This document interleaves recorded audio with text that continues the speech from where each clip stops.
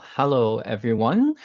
Welcome to the IDEA Speaker Series. My name is Francis Fong, and I'm the engagement lead for IDEA and also a senior manager with the Skills Development and Employment team at March Times Canada, which is a national charity that provides supports to people with disabilities.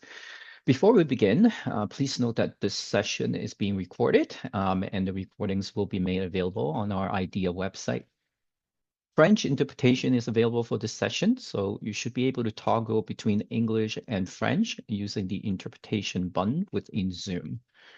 For those of you who may not know much about IDEA, it is a social innovation laboratory focused on helping create stronger and more diverse labor markets that include persons with disabilities through knowledge to practice. IDEA is the acronym for Inclusive Design for Employment Access. Before we start the webinar, I'd like to share a land acknowledgement relevant to the IDEA National Office in Toronto.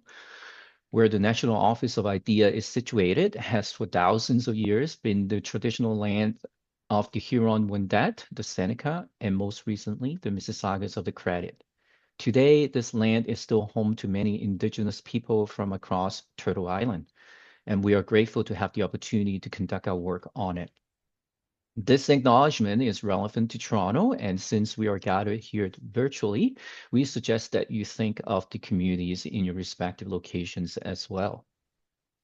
This webinar series serves as an opportunity to hear the latest about current topics in the work disability policy arena and learn about activities underway within and beyond IDEA. During the last 10 and 20 minutes of this webinar, we will hold a question and answer period.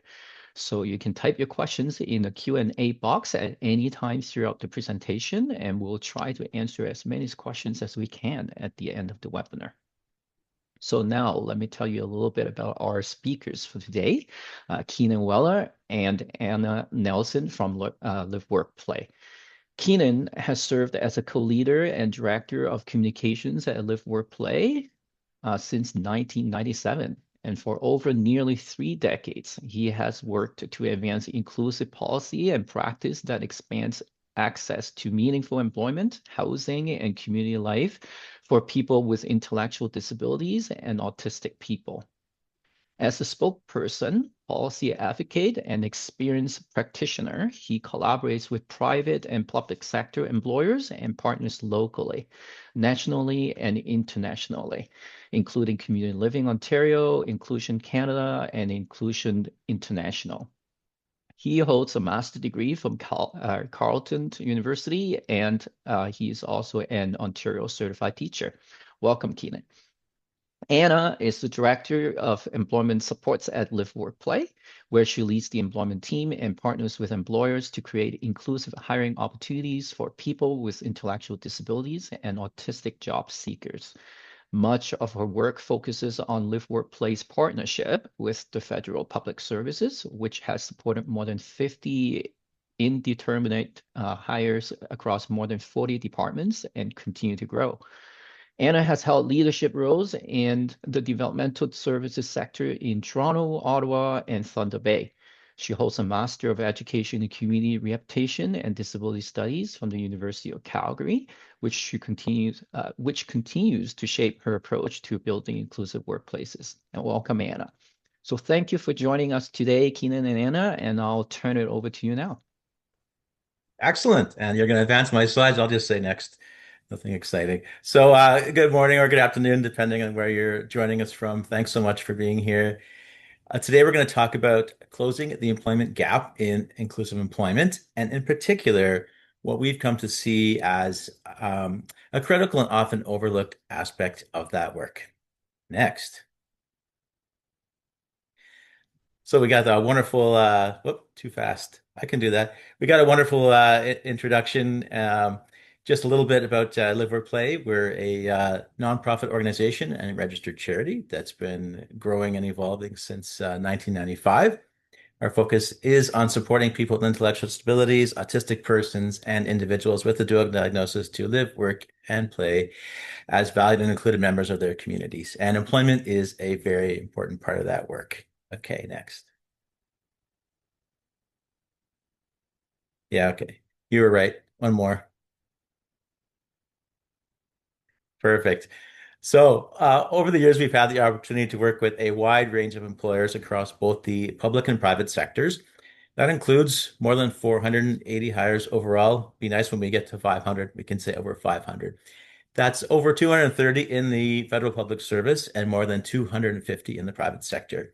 So, what we're sharing today reflects what we've seen firsthand, what tends to work well, what challenges come up, and how things can evolve over time. Next. At a high level, our work is about understanding the people and environments involved and how to bring them together in a way that works well for everyone. We spend time getting to know employers, their needs, their environments, and their teams. And we also spend time getting to know job seekers, their strengths, their interests, and how they work best.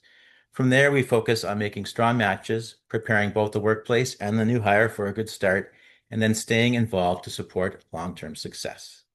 Next. So, the reality, when we look at employment outcomes in Canada, there's still a significant gap. Employment rates for people with disabilities are close to 80%.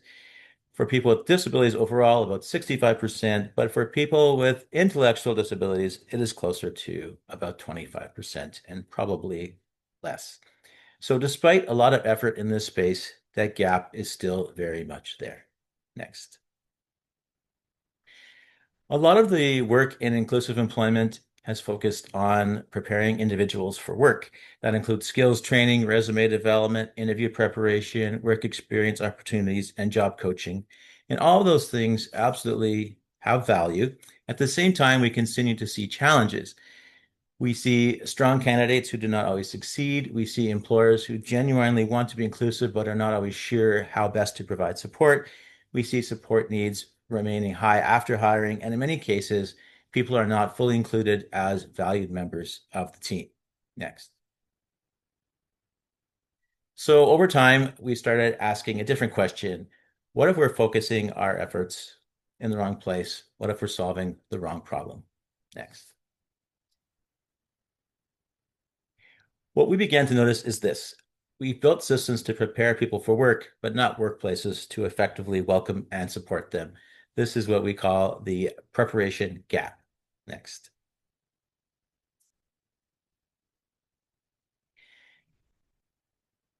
Okay.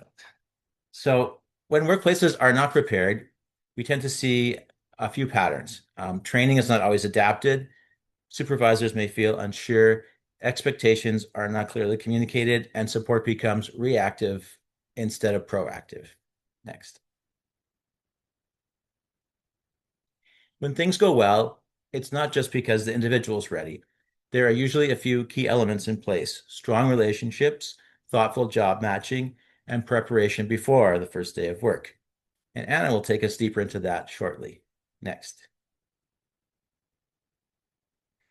One of the biggest shifts in our thinking has been this: more effort up front changes what happens later. It often means less support is needed and leads to more sustainable outcomes. Next. So over time, our focus has expanded. It's not about moving away from preparing individuals. It's about going beyond that and putting equal emphasis on preparing the workplace. Next. So what do we mean by preparing the workplace?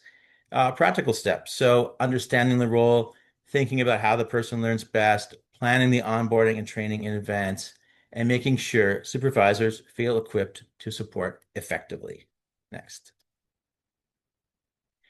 When that preparation is in place, things feel different right away. Employers feel more confident, relationships are stronger, and there is less need for ongoing external support. Next. So just a little comparison that's with or without preparation. Without preparation, we're in a reactive mode and uncertainty. With preparation, there's more clarity and confidence, and support becomes proactive. Next. So the natural next question is, what does this actually look like in practice? How do we move from idea to application? So it's my pleasure to hand it over to an expert who's been working on that for a very long time, my colleague, Anna Nelson. Great. Thank you, Keenan. And thank you, everybody. Great to be here today.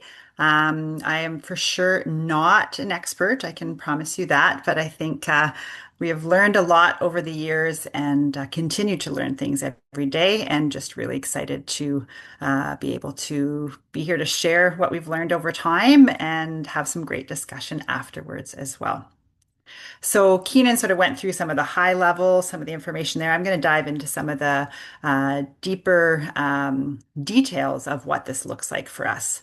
So over time, we have developed an approach that really has three main parts. We call it the employment supports model. And so we have made tweaks to this over the years, and we continue to find ways to improve it. Um, Really, these three components have now been our focus for the past 10 years. So they are thoughtful hiring and matching. That is a whole sort of process in itself, customized onboarding and training, and ongoing support and consultation.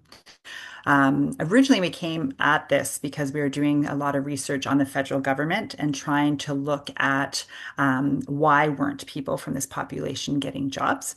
And these three areas came out of consultations by talking to a variety of people and finding out what did they see as the main barriers. So that's where this originally came from.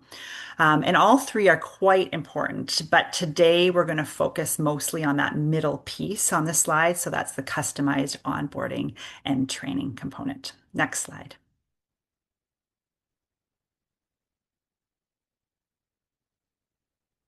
So, what we're here to talk about today is really preparing for a strong start. Is it something that we have sort of really changed in our practices over the years and really find makes a difference in the long run for everybody?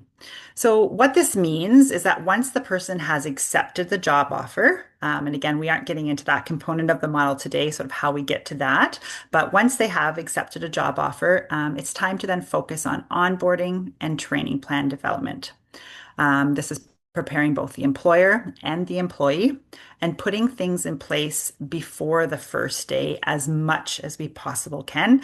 As we know, real world, we can plan the best we can, and some things, don't work out exactly as planned, or things have to move quicker than we anticipated. But that is our ultimate goal there. So sorry, next slide. Yes. So this stage we really find, at least in our experience, was often underestimated.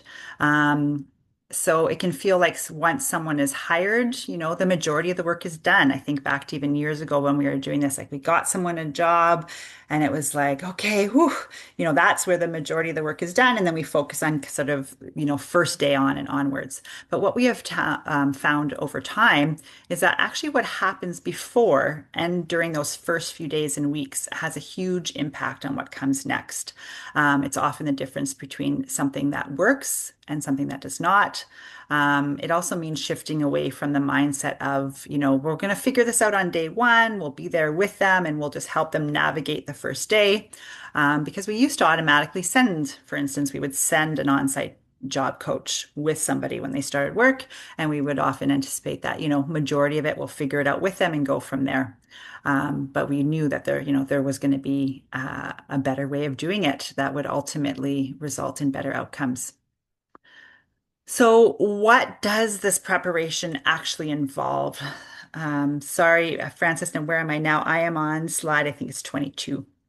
Um, so it's really about thinking things through in advance. So the preparation really needs to happen before day one.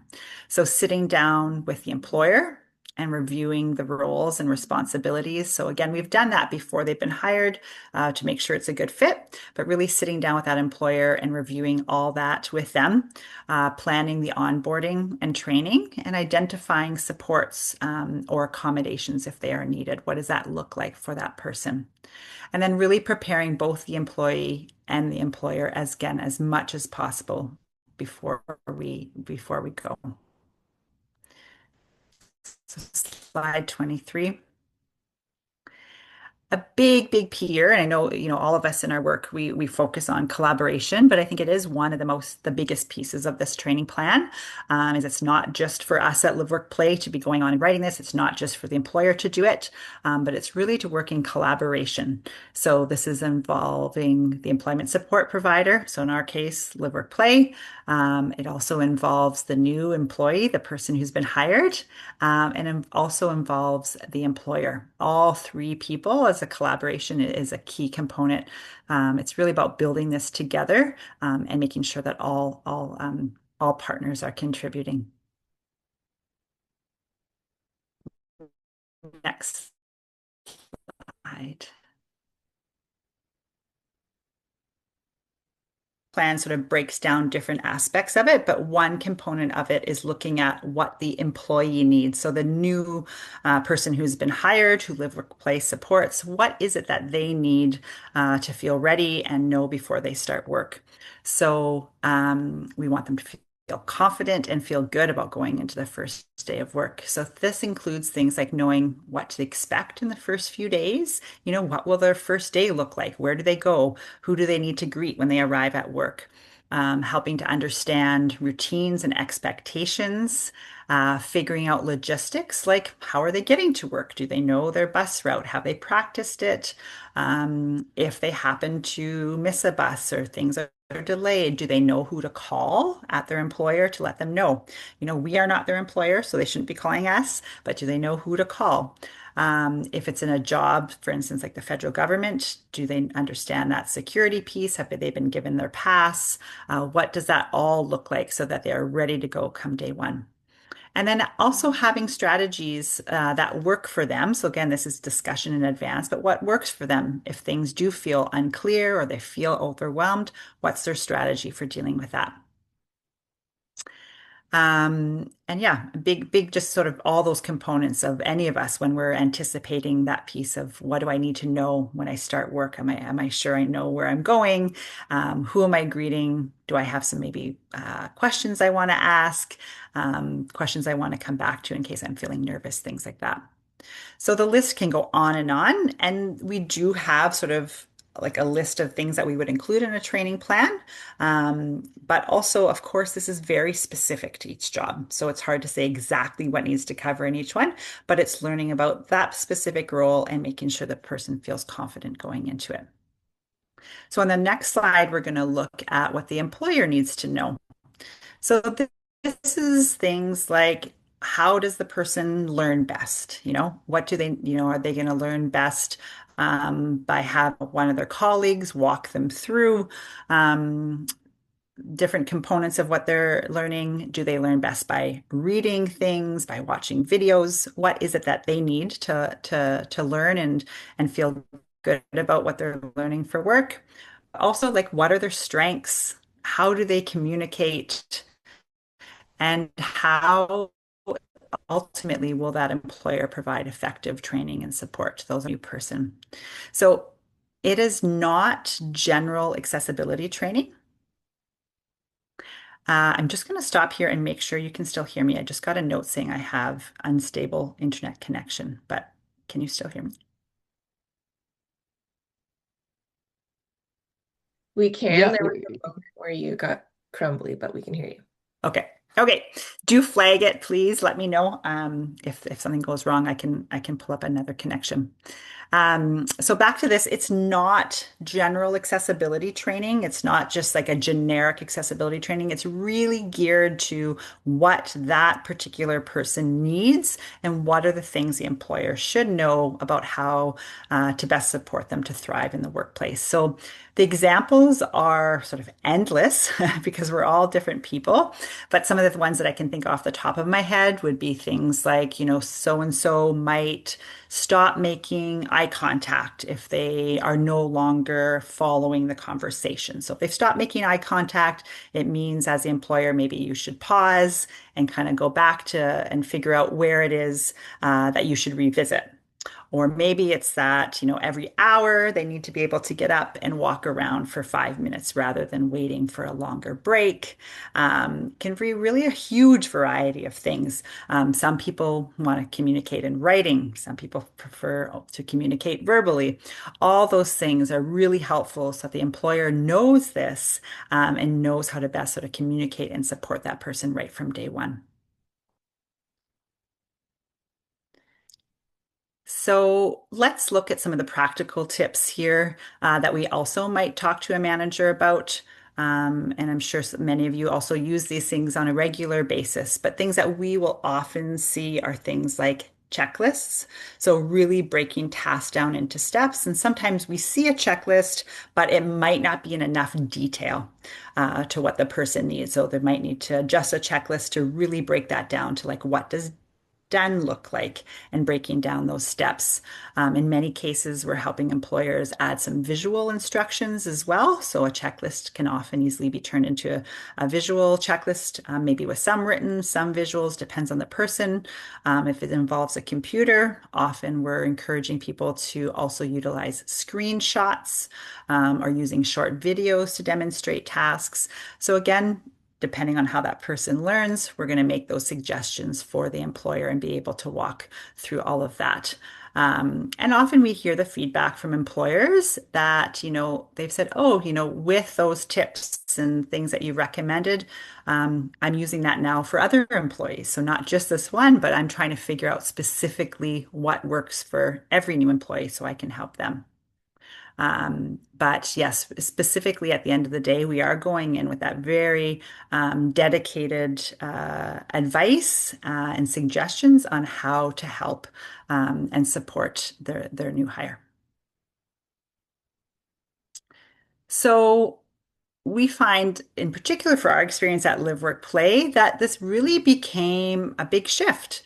It became a shift in the role that we did based on how we were providing support. What we were doing, again, was more of that sort of reactive support. We were getting somebody in and like a job coach on site from day one.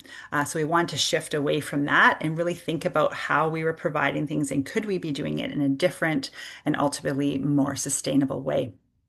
Um, we've Many of us on our team have worked in a variety of organizations in the developmental services sector, and I'd say this is pretty consistent across many, if not most, organizations where a lot of the work is done once the person is in the job instead of the preparation piece. So instead of a third party coming in, for instance, like Live Work Play, and doing most of the training, the goal really becomes that the employer can lead the onboarding and the training and that they have that confidence beforehand and feel good about it leading up to it so that they're ready to do that.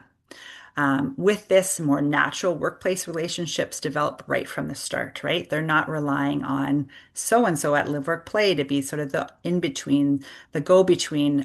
Neither the employer is relying on that nor the employee. And that really has resulted in stronger relationships, which is what we want, right? We don't want it to be about us. We want it to be about that employer and the new person that they've hired. And I'm not going to lie, I'd say this was one of the tougher components when we made some shifts about 8 years ago in our model. It was a sticky point, and it was not sort of welcomed excitedly necessarily by the team. I think everyone has come to see that it's really been an incredible transition with bumps along the way, of course. But many, many concerns came up when we first presented this to the team that we were going to sort of shift away from doing so much on-site job coaching and look at a different way of doing it.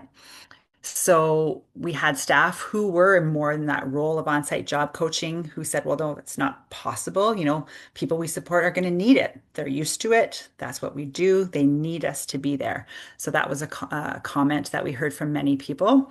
And also we even heard from, for instance, a job developer at the time, said, what, this is part of my pitch. This is what I tell new employers is that, don't worry, we're going to have somebody there for at least the first day, maybe the first week.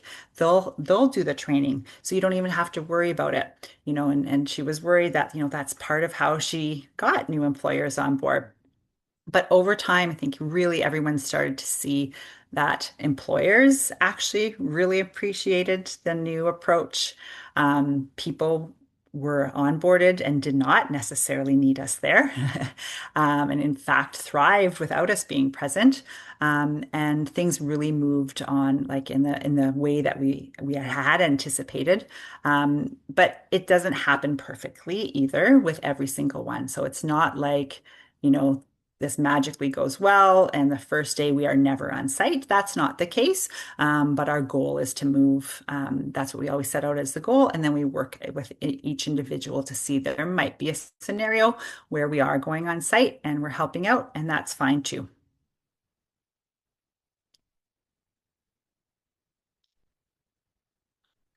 Okay, so here we're talking about a few sort of guiding principles that we come back to for all these sort of training plan and onboarding. What are the things that we look at? So it really has to be individualized. So yes, we do have a template of a training plan and things that we follow, tips and guidelines and questions that we want to be including. Of course, we do have that, but we have to make sure that it's very individualized. Because each person is different, is each employer is different. We don't want to forget things that, we've learned, like, oh yeah, don't forget to ask this question, don't forget to ask that. So it's all included there. But we may take components out when the person is starting. Somebody who's working in a job where there's no security process to get into a building, they don't need to have that component at all in their plan. So we won't worry about it, but other pieces that will maybe be a big component as well. So it really has helped us sort of see, like, what do we want to include or at least remember to ask, and then we'll take out the parts that aren't important and focus on the ones that matter in that case. So, as much as possible, I know we've said this multiple times, but preparation should be happening before day one. We find this is much easier in the public sector for federal government. If any of you work or have worked in the federal government, there tends to be a long sort of ramp leading up to day one. So there's security process, there's paperwork that has to be filled out. So in that sense, it's much easier to do this work in advance because you have the time. You have the time to talk to the manager. You have the time to work through it. Whereas our experience in the private sector is sometimes an employer needs someone to start yesterday, right? They need someone to start as soon as possible. So we might not have as much that time to work with them and prepare them. So of course we adjust, we are flexible, we do what we can, but when possible, try to help the employer and the person get prepared as much as possible before day one. Collaborative piece, again, I touched on that, but that is very, very important. It's not just for us to write this. It's not just for the employer to write it. It's really all three components, the new hire, the employer, and us are all having conversations and making sure that we're happy with what's included. People are confident and feeling good going into day one.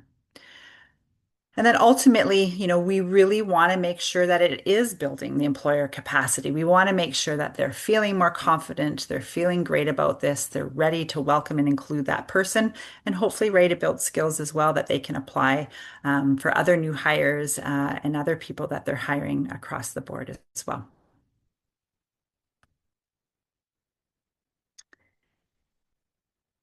So before I'm going to give you a few examples in a few minutes just to sort of walk through two very different situations.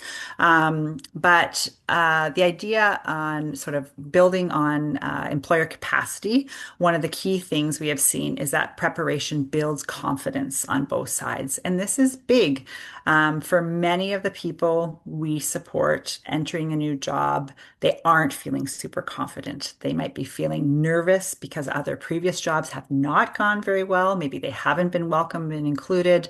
So they're feeling quite anxious about that. Maybe it's their first job and they have nothing to sort of go off of before.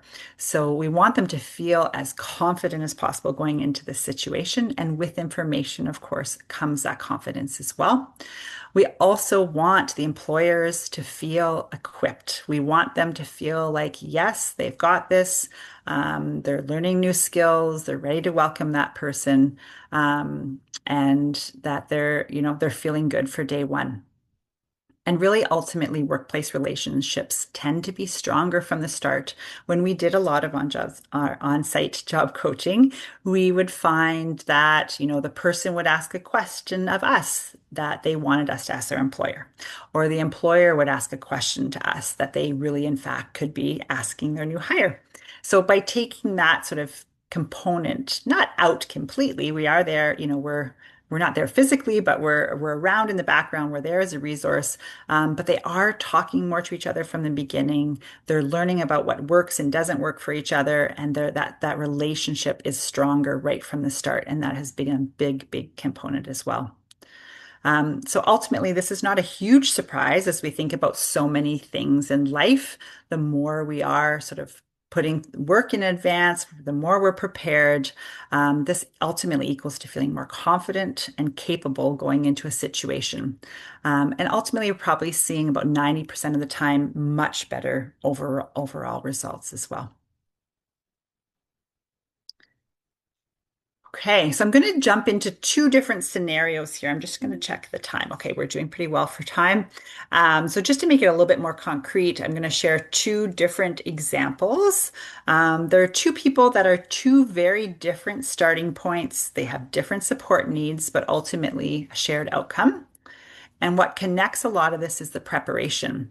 Um, and as you're going to see as we go through, preparation for one still means a lot of hands-on support. And for the other one, it actually results in very little support once the job gets started. So first, I'm going to talk a little bit about a woman named Candace. She's a young woman who's very kind, very thorough, really hardworking. She came to us with a post-secondary degree that took her many, many years to complete, partly because she lives with very significant short-term memory challenges. This has led to often being underestimated when it comes to employment, both by employment support providers, but also by people in her life through education and potential employers.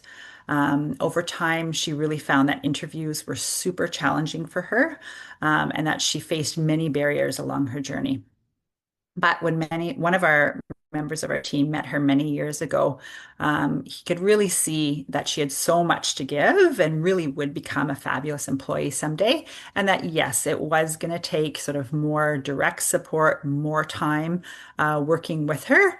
But ultimately, she was going to be an incredible employee that someone would value at some point. So one of the main challenges for Candace was around memory and communication, because of the short-term memory issues that she's facing. So she often repeats things. She has a lot of difficulty retaining new information, especially early on. But once she's able to move that information into her long-term memory, she's able to pull off tasks incredibly well and go through quite complex things as well. Because of that, there were many assumptions made about what she could or couldn't do in the workplace, but we also took into mind like she was able to finish a degree, quite a complex one as well. And so, we knew that yes, time was needed, but she had these capabilities as well. So through our matching process and after getting to know both the employer's needs that ultimately ended up hiring her, and their wants, and also a lot about her and what she could bring to a workplace, we were able to find a really great fit. So Francis, I'll have you jump next to the preparation before day one. Um, so once we sort of went through that matching process and got her ready, it was a matter of looking at. They were able to let us practice some tools and systems before she started. So again, not every workplace can do this, but in her situation, they were able to do that, set her up in a way that she could start looking at that before she started. So we had time to do that with her in advance, and she could feel confident and better about going into it. So that was sort of a big deal, I would say. With the employer as well, a detailed training plan was developed, and her team and supervisor were prepared very well in advance. because in this case, there was a lot more time needed for her to learn and move things into her long-term memory. We were quite a bit more hands-on than we are with, and by hands-on, I guess I mean on site. We were there sort of physically with her for some time because of, maybe 5 times, what it would take to welcome and onboard a new employee. So we still, though, worked well in advance with them to make sure they understood and could see some of the work that we were doing in advance, and so that they could be prepared to have her learn new skills in the future as well. So once she started, structure or support was very structured. So tasks were broken down step by step. Visual guides and screenshots were also created. And over time, support was gradually reduced as she became more confident and independent as well. She's now in a permanent role, and she loves her job, and she has actually gone up as well. I think she started in about 22 hours and has sort of kept increasing that little bit by little bit over time as well, and really thriving in her workplace. And there are, because of some of the learning needs that she has, there are times we're pulled back in and a little bit more, we'll go into the office and support a bit. But the employer has also really learned these skills to be doing that as well. So what made the difference here was not removing support. Instead, it was putting the right preparation in place. So we wanted independence could develop as quickly as possible. It did take time, but ultimately it developed. So I'm going to move now to another one. Her name is Stacy, and she was returning to the workforce after about 10 years away. So she had had some experience in the workforce before. Not all of it was great, so she was feeling quite anxious about this. She had a lot of potential, but she really needed confidence rebuilding. So in her mind, she was coming to us. We were going to find her a job, and we were going to be there to help her navigate that first week or two on site with her.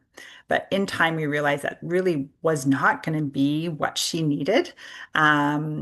So we kind of worked with her to figure that out. So for Stacy, the challenge was not learning job tasks in the same way as Candace, but it was more about anxiety around interviews, about limited recent work experience. Like I said, she had worked before, but not for quite some time, and a lot of uncertainty about re-entering the workforce and what that would mean.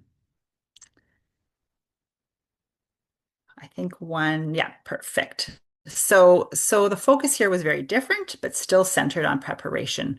So we looked at interview preparation and support, a very clear training plan that was done in collaboration with the employer, and making sure expectations and priorities from the employer were well defined right from the start.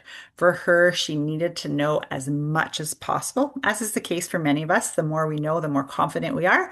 But for her, that was a big, big, big thing that she needed to know as much as possible before she started so she could go into it and feel confident. The employer knew how important this was for her, really for anyone again, but she needed this in order to sort of lower her levels of anxiety and feel confident and knowing that she had the skills to do the job. So when we get to the on-the-job component, there was no on-site job coaching. It did take a while to help her see that she did not need us there. In fact, she would excel without us there. So a lot of preparation was done before, and support looked more like regular check-ins, gradually introducing tasks over time. But this was all done by the employer, and we were just sort of, phone call away if needed. And really her independence and her confidence just soared once she was there and could see that, in fact, she could do it.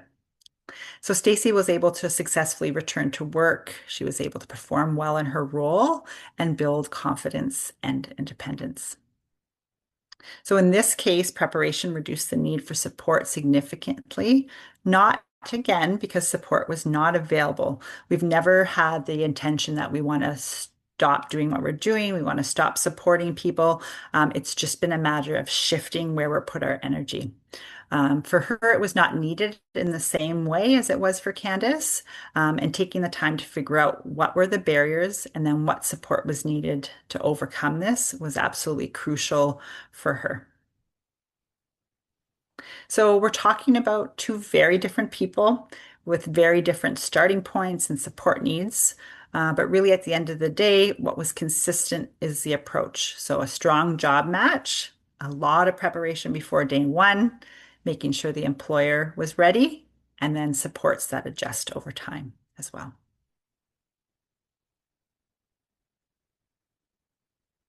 So what does this ultimately change? So when we step back and sort of look at this approach, we start to see some broader changes. We saw that employers tend to feel more confident in their role. They could see that, in fact, they could do this. It wasn't some hard thing that they were anticipating. Employees often gain independence way more quickly, and independence, but also that interdependence with their colleagues. They're developing those relationships. They're getting to know people. They're seeing that they're valued for who they are, and that they're really a true part of the team. There's also less reliance on ongoing external support. Again, it doesn't mean we walk away, but maybe they contact us less often. Or sometimes when we send an email or a phone call for check-in, maybe they don't even reply because things are going so well. And ultimately, this leads to more sustainability over time. So at a bigger level, this reflects a shift in how we think about support. So moving away from reactive to a more proactive approach. Easier said than done, of course, and it does not mean that every time is perfect and that we're able to prepare perfectly, but we do put a lot of focus on that proactive piece as we know that it really pays off now for all involved. So, from relying on external supports to building internal capacity within the workplace. In many ways, we are still relied on. But again, that is more in that sort of ramp leading up to the start and less from the job start day one and on. We are available, we're there, but people are sort of seem more able to figure things out amongst themselves as well, and from focusing on short-term success to really thinking about long-term sustainability. We focus as much as possible on the long game here. What do we want to see long-term for both the employer and the employee? And we definitely don't want them to be over-relying on us, so we do everything we can to shift away from that. So the bigger impact, when we started to see this more consistently, we really saw that the impact goes beyond individual roles. We began to see more inclusive workplaces, more stronger and diverse teams, better retention and overall performance, and ultimately become something that benefits everybody in the workplace as well. So we've said this a few times today, but it's not about removing support, but it's instead about placing it where it builds independence. And that's where we're going to see the big difference there and building the capacity and confidence in the employer as well. So one question sort of for you to take away today as we are sort of thinking through all this, and one thing that we think about on a regular basis is how prepared, how prepared is the workplace? So not just how prepared is the candidate, but how prepared is the workplace as you support someone to enter the workforce. I think that will be a big shift for many of you, maybe not for all, but that will be a big shift in sort of what you do and how you prepare everyone to get started. So closing the employment gap means preparing workplaces and not just preparing the people. And with this, we put this last little bit here, but inclusive hiring does not fail because employers don't care. It fails because they haven't been set up to succeed. Okay, so I think we can now take some questions. Any questions you have, we're happy to hear it. Yeah, Anna, first of all, thank you for the presentation and Keenan earlier as well, and sharing the very pragmatic approach with us. And you offer a lot of sort of tips and guidance in terms of working, not only focusing on the work with the candidates, but also on the employer side. And I think that aligns very well with what we're trying to do at IDEA as well too. So we will move into the question and answer period now. And just a quick friendly reminder to the audience, if you're new to using the Zoom platform, you should be able to find the Q&A button across the bottom of your screen. And you click on that, you should be able to open up a separate window and you can type your questions in and we'll try to get to you as many as we can. So let's jump right in, Anna. So I think we have some questions that from the audience who are quite curious about, like, more details about some of the actions that you can actually take. So you mentioned about helping the employers prepared. And so the question we have from our audience today is, so how do you get the information from the new hire, regarding like how they learn things? Because sometimes those things require maybe a little bit of a trial and error, and maybe it takes a little bit of time to kind of get to know that individual, and the individual may also actually needs to get familiar with the environment before they can kind of comment on their learning style. So how would you respond to that? Great. Yeah, so we do this a few ways. So we have a fairly extensive discovery process that we do with each job seeker as they come to us. It's not as extensive maybe as it was a few years ago. We've had to make some adjustments, but we still spend, like, that's a big component of our model. And I didn't get into that today, but we spend a lot of time with that individual. We have staff that we call discovery specialists, and their job is to, get to know a job seeker. And so they dive deep into, like, what, spending time with them. We don't do this in a sort of assessments type way. Instead, we go to their home, we meet them in the community. Oh, I'm getting another unstable notice. Can you hear me? Yes. We're Okay. still okay. A little I bit of glitchy, apologize. but My yeah. connection, not great. So we spend a lot of time, yes, getting to know them in their home, going for walks, potentially at their school, somewhere they volunteer. If it's appropriate and they're consent to it, we also talk to people who know them well and care about them, so that we can also get some input from them. So it is a many, many hour process of us getting to know job seekers. And again, not through any kind of formal assessment, but really relationship based. So that's one way. The other way is 100%. We often learn by seeing people do stuff. So sometimes we think a job is a great fit. We have them start a job, and then later we might realize that something didn't go wonderfully with that job, or could have been better. But what did we learn during that process? So we have like a end of job reflection form that we fill out with people whenever they do finish a job, to see, like, what did we learn about that? What did we could we know about what would be a better fit for somebody going forward as well? So a lot of time sort of is spent on that, and then we again learn during it. So sometimes an employer or the person will contact us while they're in employment and say, "Well, this came up," and we're like, "Oh, we didn't realize that." We didn't Yeah. realize that might happen, and then we kind of brainstorm at the time and figure things out there as too. Yeah. Right. So it sounds like you're making quite a bit of a commitment, to support the employers as well as the candidate. And you talked a little bit about sustainability, eventually moving towards independence. But just I guess out of curiosity from our audience, like, so have your supports been kind of like ongoing for as long as needed, or do you kind of mostly focus on sort of the first year? Yeah, so we don't officially walk away at any point without getting into funding discussions today. There is all that we have to keep in mind, of course, but we never officially walk away. So, if things are going smooth, and maybe we barely hear from an employer and a person, we're checking in maybe a few times a year at that point. But all of a sudden something sort of does come up, then we get pulled back in and we are more active. So no, we don't at this point, we don't ever stop our support. I see.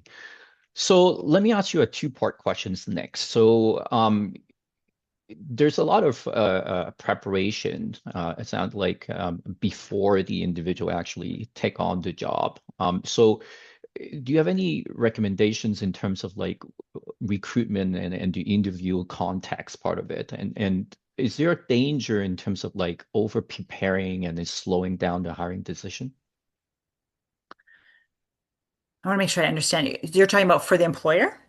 Yeah, so you were talking about helping the employer kind of gets to know the candidates and vice Yeah. versa and so on. So is there any particular strategies that you also incorporate in terms of the actual hiring and the interview portion of the journey? And is there a danger in terms of over preparing and slowing down that hiring decision? Employers may not feel that they're ready yet because we're still doing a lot of preparation, that kind of thing. Yeah, so we are very cognizant of that. We don't ever want to slow things down. Like we want, if they're ready to hire, we want to figure that out and make sure it happens sort of on the timeline that they're hoping for, as long as we feel that it's going to happen pretty well. Like we want to be as natural as possible in that way too.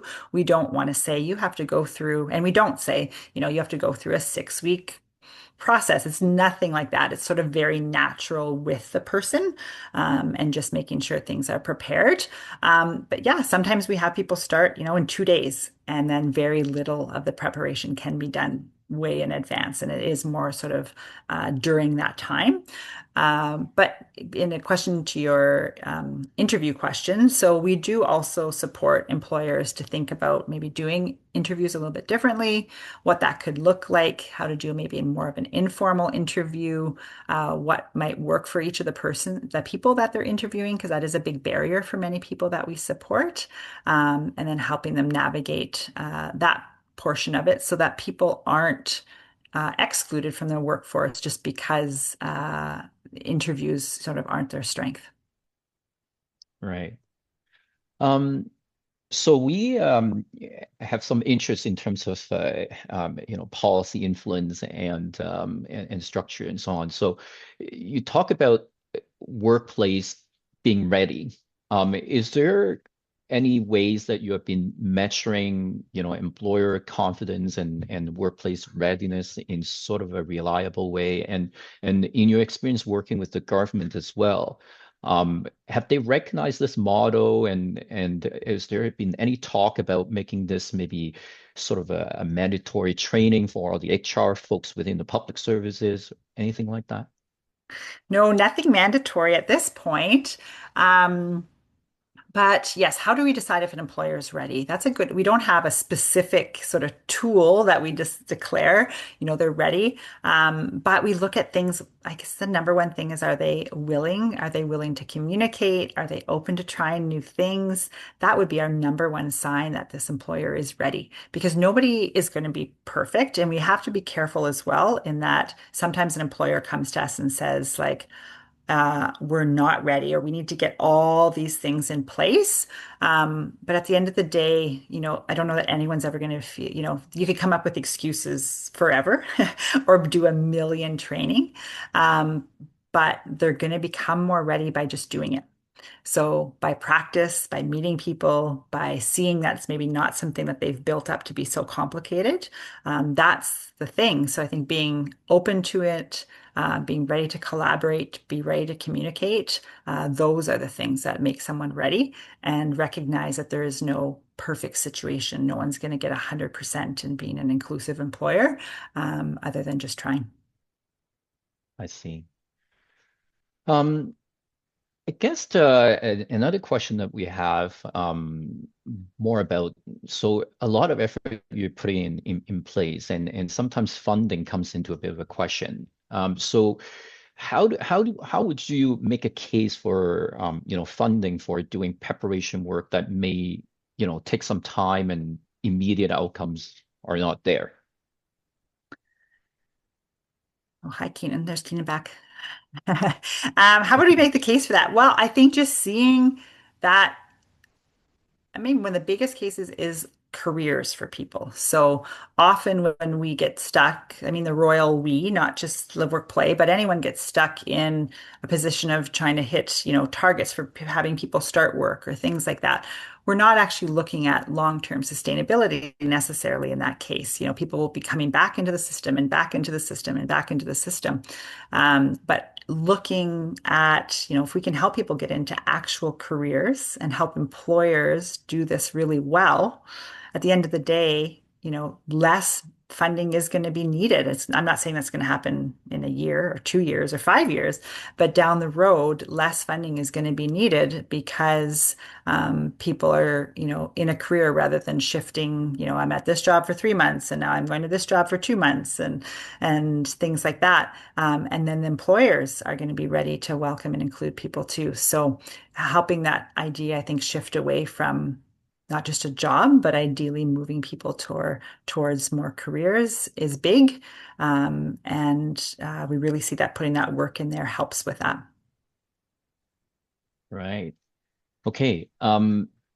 So we only have a few more minutes, so maybe we'll try to take one or two, depending on how quickly we get through it. But natural workplace supports were mentioned, and I'm not the most familiar with sort of the definition of that. So how do you implement that, and how do you identify these barriers that would need natural approach, so to speak? And I think Keenan may want to jump on this one. Sure. Anna, that's our brilliant friend Angela Black asking these questions. So, yeah. So I think a lot of what Anna spoke to in this presentation about the amount of time and resources put into preparation. So part of that includes we don't want to end up with a situation where we have replaced the natural supports of a workplace. So what that's talking about is what all of us do every day. We need help with certain things. It's not a big process. We just ask a colleague or a colleague notices that we need help. So we don't want to replace that with a model that suggests that because the person has a disability, you don't have that. They have some kind of external person, or there's only one person that can help them. So we want to build into that by understanding the relationships in the workplace. So in a natural course of things, where do people go for, help with the printers, or who does the social committee? What goes on here? How do people really get help with things, and make sure it's not just the supervisor, but also in that unit or the team or wherever the person's working? How do people get help when they're new on the job and naturally learning things? So sometimes we're able to identify that in a workplace assessment. We kind of get a sense of how things go. Oh, I get it. It's Joe that people really go to when, with this type of thing is happening. So I think those are, natural workplace supports. Someone in the formal sense of kind of who's the keeper of the knowledge of certain things, but also just in the everyday sense of we want to make sure that we haven't accidentally made it seem like don't offer this person help. They have an expert, or only LiveWorkPlay does that. We want the natural relationship of they will help you, you will help them, and your colleagues. Right. Very Yeah, collaborative. yeah. I'm going to add one thing in there in that, interestingly, a lot of our new jobs come from people who are natural supports, like who are a colleague to someone, whether this is in the federal public service or within the private sector. We often get reach outs from someone saying, "Oh, hi, I'm now at this new company, and I used to work with so and so at my last company. And I had such a great experience. I just got to know them as a colleague, but I really loved it. And now I'm a hiring manager, and now I want to hire them. Or not hire them, but I want to hire somebody through Live Work Play." So could count many, many situations that have come up like this. So I think just also coworkers who have that opportunity to work with somebody that maybe they wouldn't have worked with in any other situation, and then realize and see what, a great team member they are, how hardworking, the gifts that they bring, and then they want to then hire and do that, make their new workplace inclusive as well. Yeah.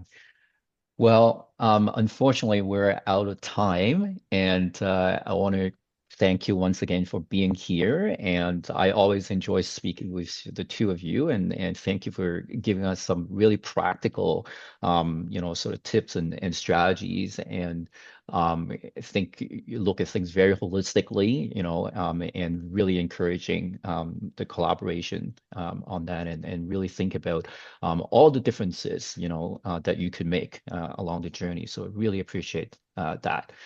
Um, so just a quick reminder for the audience that the recordings, when it's available, we will post it on our IDEA website. And please reach out to us via email and visit our website if you haven't done so. And if you have any questions or suggestions regarding what maybe even the topics that you would like to hear about, certainly get in touch with us and follow us on social media as well. I want to also thank our French interpreter for helping us out today. And thank you for taking the time to join us. And we hope you have a nice weekend and see you next time.